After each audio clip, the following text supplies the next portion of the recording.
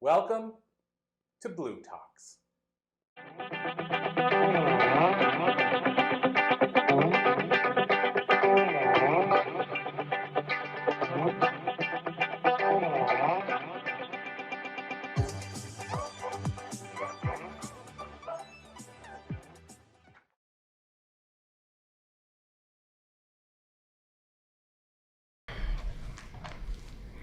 Yesterday was my father's birthday.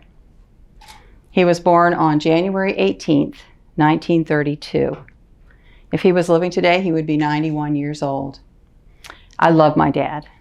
He was a tinkerer. He was always building something, fixing something. He always had his head under the hood of the car. I adored him. I never dreamed that he would leave us. When my parents divorced when I was 13 years old, my father moved across the country, and I didn't have a relationship with him again for 30 years. At the time, I didn't realize what an impact that had on me, what a hole it left in my heart. I didn't know that it was going to affect me for the rest of my life. As an adult, now looking back, I don't blame him. My mother was a screaming demon. She was always furious, slamming doors, creating chaos in the house. He had to go no contact for his own mental health. I get that now. But there were 5 of us. And I was the oldest of 5, and he left us with her. My teenage years were not easy. But then it came time to go to college. And I was determined, I am going to college. I'm going to take my life in my 2 hands. I'm going to do this my way. I'm going to break that mold of all this dysfunction. And I went. My family didn't help me at all. I figured it out. I worked my way through, and I went. And the first month of freshman year, I met this most amazing person. He was always on stage. He was in the front. He was singing with the groups, and he was traveling with the groups. And whenever there was a play on campus, he was a star, leading roles. He was awesome. And he liked me. I couldn't believe he liked me. I was so shy and scared, eager to please. And he took me home to meet his family. And this is how they ate dinner every night of the week. And his mother loved me. I thought I had met the perfect man from the perfect family. My life was set. And yep, I married him. 21 years of age, I married him. And I thought I was on the upward trend. It only gets better from here. But it didn't take long for me to really understand that the further we went, the more and more he distanced himself from me. Further and further and further away. So I started having children. I love children. I had a couple children, and I just decided I'm going to fill my life with kids. And I did. I had 7 children in 12 years. I loved them. They filled my life with joy. And I started writing novels. I wrote 20 novels in 15 years while raising all those kids. And one of my novels won a national award. And by the time that 15-year period had ended, I had sold 500,000 copies. I was a best-selling author. I was getting invitations to speak at writers' conferences and other things. I made myself happy. But as time went by and the years went by, my children started growing up and leaving home. And my life became more and more gray. There was just nothing in that house for me. There was nothing there. So I don't need to tell you the end of the story. I'm sure you guessed it by now. I got a divorce. And I thought, well, I'm on my way now. I am been through 30 years of marriage. I've raised 7 great people. Now it's my turn. So I went into therapy. I was in therapy for 2 years. And it was about the second session, I think. It was right at the beginning. My therapist said to me, "You know your husband's a narcissist, right?" And I went, "What?" My mother was. I knew that. I mean, she was so loud and brash, and she was really mean. But my ex-husband was quiet. He didn't say a word. He'd go for days and never say a word. He was really dominant, but he was quiet. And then I learned that there are different kinds of narcissists. They're still narcissists. I also learned that he had created a persona for me. He told me who I was. And I believed him. I believed him. And it took me years to find out, who is this person in here really? Who is this? And so I finished therapy. I was released from therapy, good to go. And so everybody was telling me, you need to get back out there. Isn't that what they say? Get back out there. So I got back out there. I dabbled a little bit in online dating, but I didn't meet this guy in online dating. I actually met him at a meetup. The first time I went to this meetup group, it was singles over 50, and he just zeroed in on me. First meeting. And at first, I just had some doubts about him, but he was the owner of a brick and mortar store in the town, in that city, of long standing.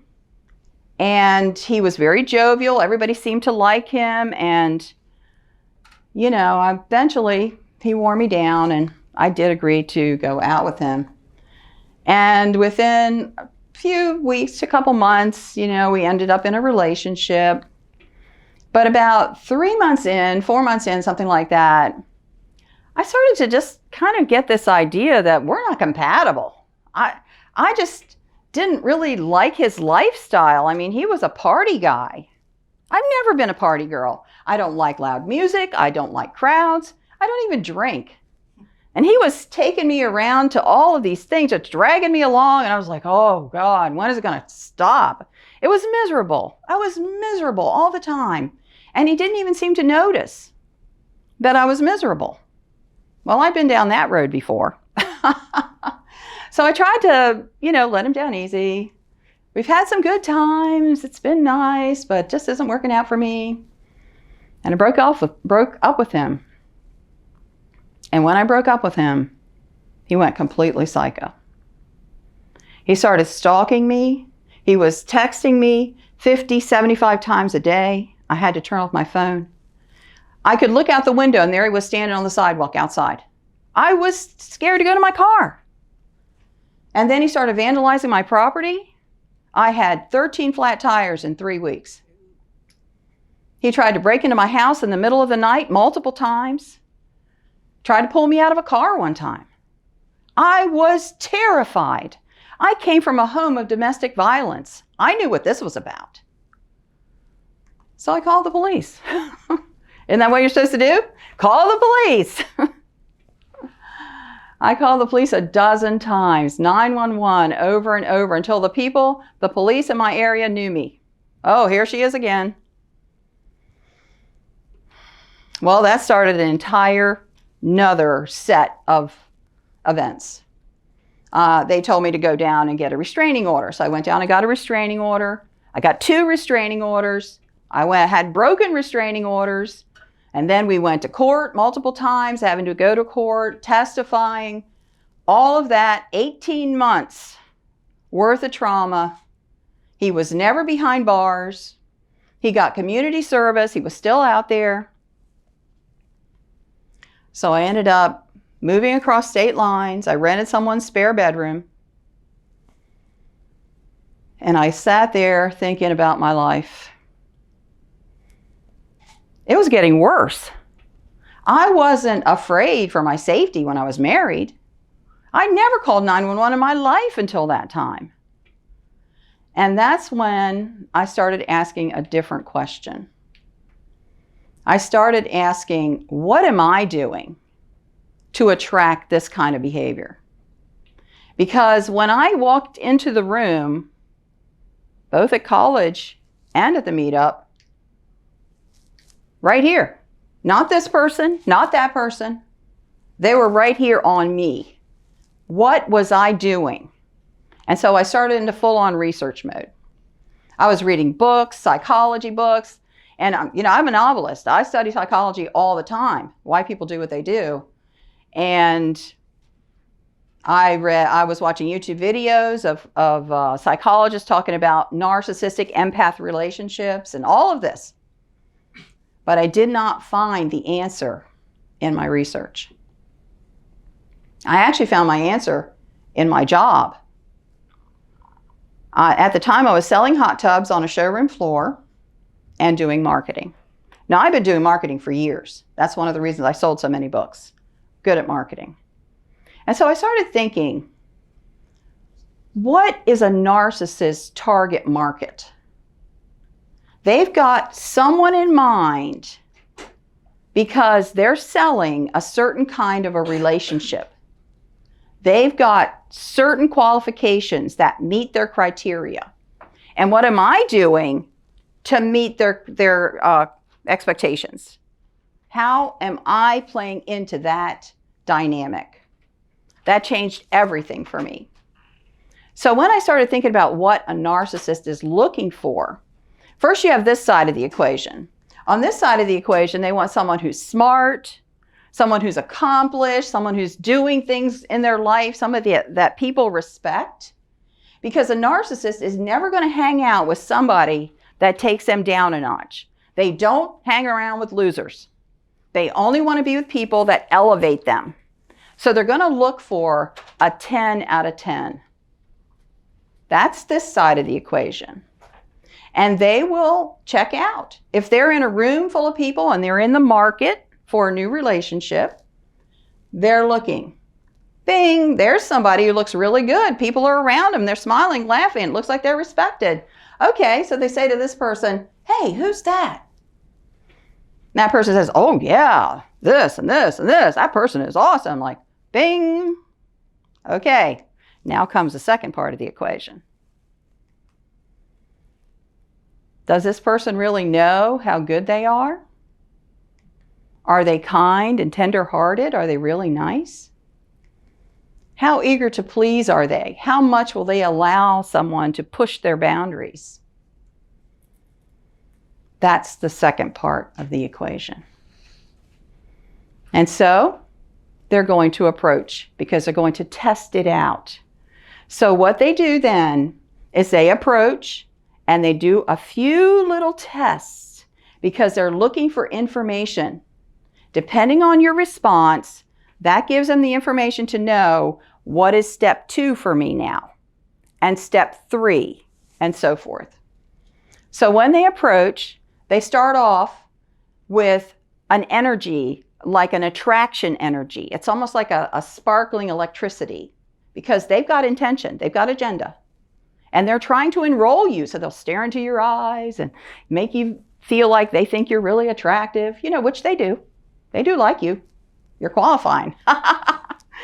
And so then, at some point in the very beginning of this interaction, they're going to start with playful, flirting insults. What happened? You have a fight with your hairdresser? Look at that outfit. Goodwill having a sale on? Looking for your response. And this is really important. You are 100% in control of your response. And so you want to be prepared. You do not want to let them elicit a response out of you according to what they want. You want to give a response that's going to get the outcome that you want. So what do? When someone comes in on you like this, another way they do it is pushing into your personal space.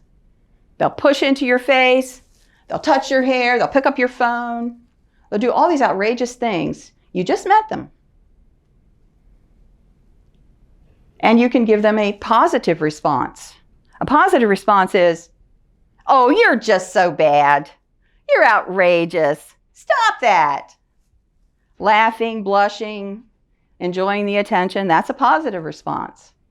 Or you can give them a negative response. I don't like you. Get away from me. Leave. Either way, you're feeding them information because a negative response to them is a challenge, and they love nothing more than a challenge. That's why some people will come to you 100 times and ask you questions and you're still saying no, and they never get discouraged because in their mind, 101 will be the magic number and they will wear you down. So what do you do?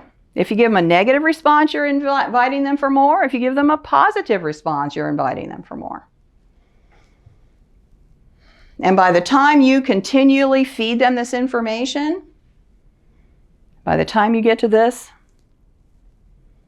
you are already entangled, you are already enmeshed with them, and it's very hard to extricate yourself. They will be inundating you with attention, spending lots of money, telling you're the only woman they ever loved, and nobody understands them but you, and all these things. Keeping your endorphins going so that you can't think straight. So in my research, I came across this concept of gray rock. Has anybody ever heard of gray rock? When you are in a narcissistic relationship, the experts say that the thing to do is to go gray rock. So when you go gray rock, you just have no response. You're like a gray rock on the ground.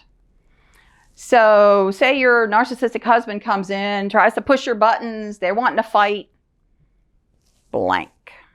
You don't even know they're there. You just don't respond because your response, positive or negative, is giving them energy. So I was thinking, well, what would happen if you took this gray rock idea and you moved it all the way to the beginning, at the beginning of this interaction, instead of waiting until you're entangled and you've got a mess on your hands. So when someone comes to you, someone new with a sparkle, or actually pretty much anyone, I've taken it further because I didn't just have boyfriends. I had landlords, bosses, friends doing this to me. The first time someone says something negative to you about yourself, gray rock. Once they start, gray rock.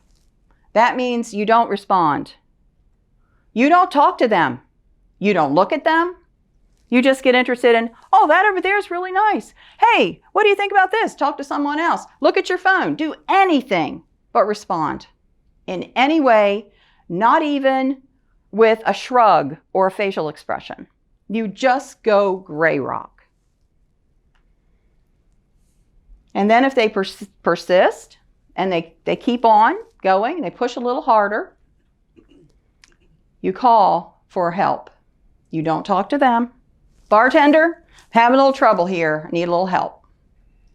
Oh, Joe, my friend Joe. This guy's bothering me, Joe. What they do at that point is like, no, just kidding, just kidding, just kidding. The last thing they want is for somebody to come along and make them look bad. This is the very beginning. They have no investment in you. They're just trying to see what you'll take. And it's very easy for them to just fade into the background and leave. And that's exactly what they'll do.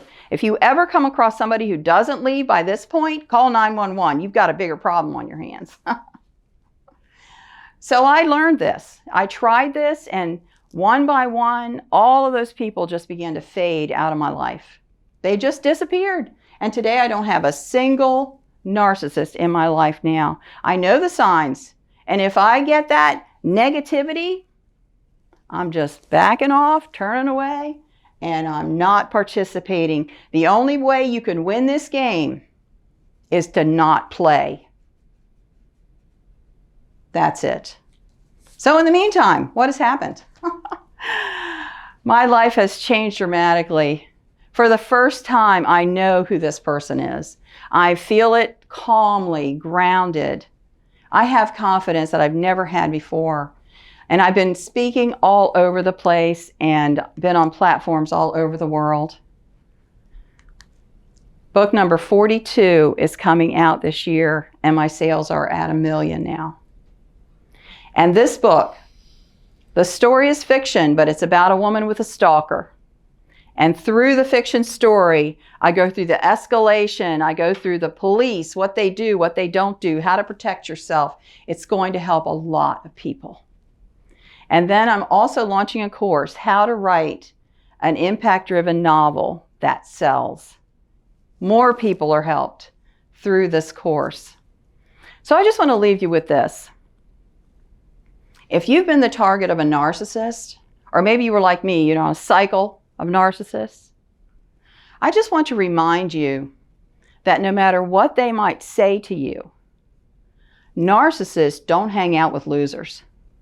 They only want the best of the best. And so if you've been the target of a narcissist, you have been vetted and approved by someone who only wants a 10 out of 10. You are officially awesome.